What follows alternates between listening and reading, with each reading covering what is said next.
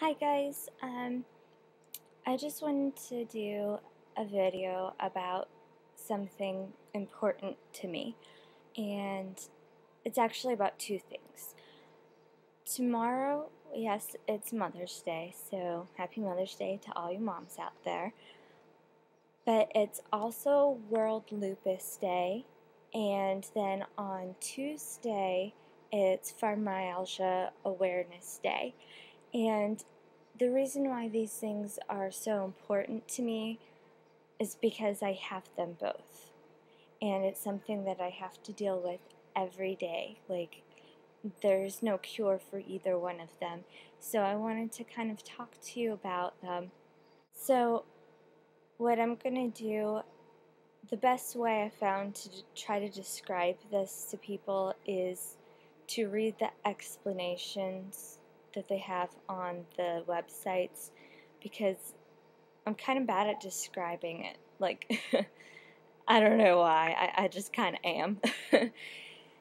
And so, yeah, the first place I'm going to is the website is www.fmaware.org. I'll post a link in the sidebar. I always forget which way it is.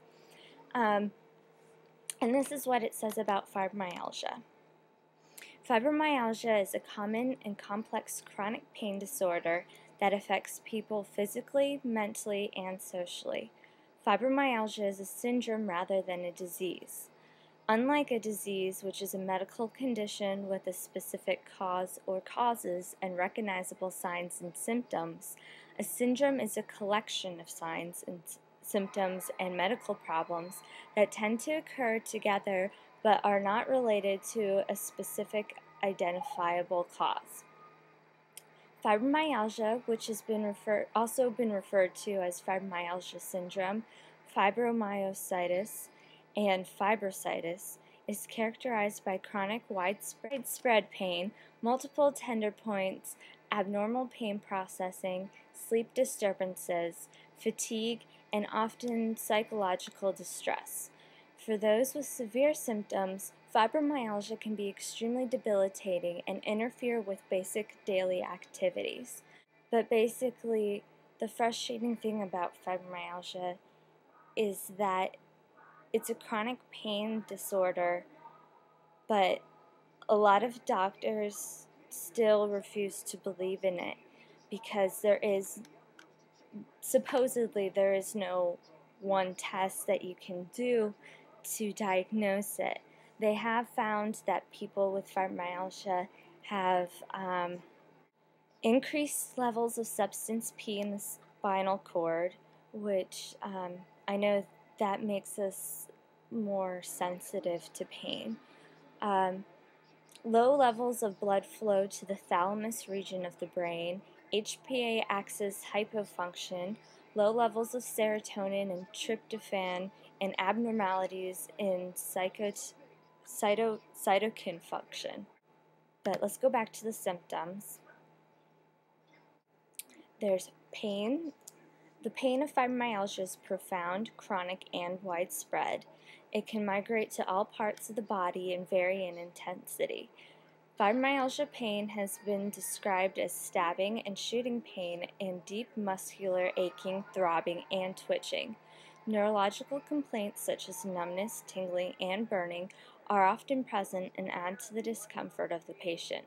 The severity of the pain and stiffness is often worse in the morning.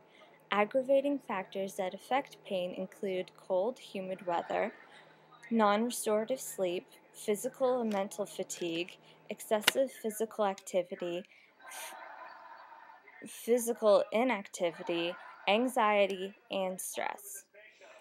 There's also fatigue, like a lot of people with fibromyalgia, it often gets confused with chronic fatigue, which goes with the sleep problems. People with fibromyalgia don't get the restorative sleep that they need, that everybody needs, and oftentimes I find myself waking up in the morning feeling like I've run a marathon in the middle of the night. Additional symptoms may include irritable bowel and bladder, lovely, huh? Headaches and migraines, restless leg syndrome, impaired memory and concentration, skin sensitivities and rashes, dry eyes and mouth, anxiety, depression, ringing in the ears, dizziness, vision problems, Raynaud's syndrome, neurological symptoms, and impaired coordination. So that's the lovely world of fibromyalgia. Introduction to lupus. Lupus is an autoimmune disease that can affect various parts of the body, including the skin, joints, hearts, lungs, blood, kidneys, and brain. Normally, the body's immune system makes proteins called antibodies to protect the body against viruses, bacteria, and other foreign materials. These foreign materials are called antigens. In an autoimmune disorder like lupus, the immune system cannot tell the difference between foreign substances and its own cells and tissues. The immune system then makes antibodies directed against itself. These antibodies, called autoantibodies, cause inflammation, pain, and damage in various parts of the body. Inflammation is considered the primary feature of lupus. Inflammation, which in Latin means set on fire, is characterized by pain, heat, redness, swelling, and loss of function either on the inside or on the outside of the body, or both. For most people, lupus is a mild disease affecting only a few organs. Only. For others, it may cause serious and even life-threatening problems.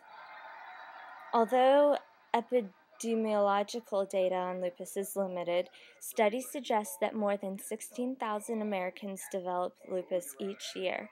The Lupus Foundation of America estimates between 1.5 to 2 million Americans have a form of lupus, but the actual number may be higher. More than 90% of people with lupus are women. Symptoms and diagnosis occur most often when women are in their childbearing years between the ages of 15 and 45.